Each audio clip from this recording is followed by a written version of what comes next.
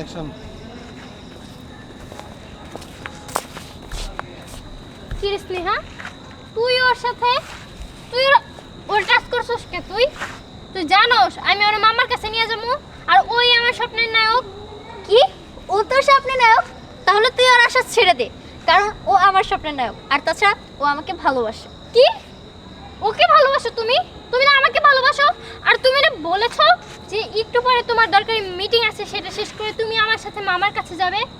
আরে এই একই কথা তো আমাকেও বলেছিল। কি? তোকেও বলেছে? এই কি হচ্ছে এগুলো? তুমি আমার না? এই তুমি আমার, না তুমি আমার। তুমি আমার না, তুমি আমার। তুমি আমার স্বপ্নের এই, নায়ক। থামো থামো তোমরা, কি শুরু করেছো?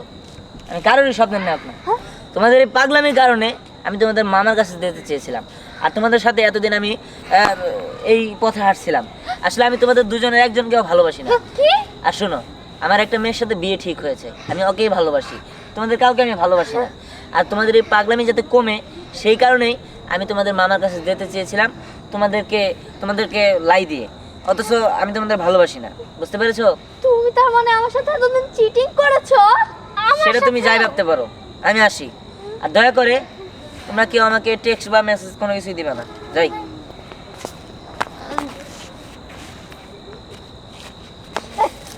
দেখুন তো হ্যাঁ আগে না